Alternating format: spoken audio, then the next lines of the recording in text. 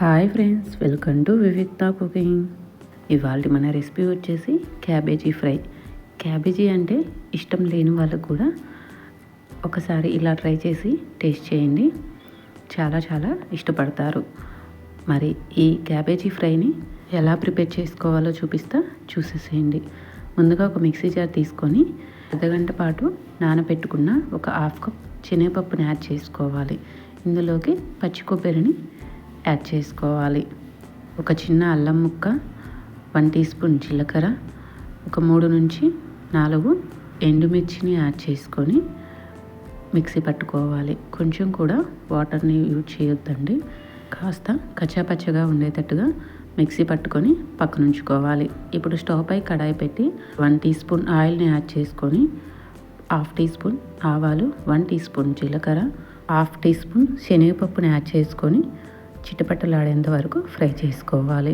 ఈ విధంగా ఫ్రై చేసుకున్న తర్వాత సన్నగా కట్ చేసుకున్న క్యాబేజీని యాడ్ చేసుకోవాలి. వీలైనంత సన్నగా కట్ చేసుకోవాలండి క్యాబేజీని. అప్పుడే ఒక రెమ్మ కరివేపాకు, పావు టీ స్పూన్ పసుపు, రుచికి సరిపడా సాల్ట్ని యాడ్ చేసుకొని మొత్తం కలిసే విధంగా కలుపుకొని మూత పెట్టుకొని ఒక 2 నిమిషాలు క్యాబేజీని మగ్గించుకోవాలి. 2 నిమిషాల తర్వాత మూత తీసుకొని చూస్తే క్యాబేజీ అనేది ఈ విధంగా ఫ్రై అయి ఉంటుంది. ఇప్పుడు ఇందులోకి ముందుగా మిక్సీ పట్టి పెట్టుకున్న శనగపప్పుని యాడ్ చేసుకొని మొత్తం ఒకసారి కలిసే విధంగా కలుపుకోవాలి. ఈ విధంగా కలుపుకొని మరొక నిమిషం పాటు ఫ్రై చేసుకోవాలి. ఇంతేనండి, ఎంతో సింపుల్గా చేసుకుని ఈ క్యాబేజీ ఫ్రైని మీరు కూడా తప్పకుండా ట్రై చేసి ఎలా కుదిరిందో కామెంట్ సెక్షన్లో కామెంట్ చేయండి. లాస్ట్లో సన్నగా కట్ చేసుకున్న కాస్త కొత్తిమీరను యాడ్ చేసుకొని స్టవ్ ఆపుకొని సర్వ్ చేసుకుంటే సింపుల్గా అయిపోయే ఈ క్యాబేజీ ఫ్రై రెడీ. మరి ఈ వీడియో కనుక మీకు నచ్చినట్లయితే ప్లీజ్ లైక్ చేసి మీ ఫ్రెండ్స్కి అండ్ రిలేటివ్స్కి షేర్ చేయండి.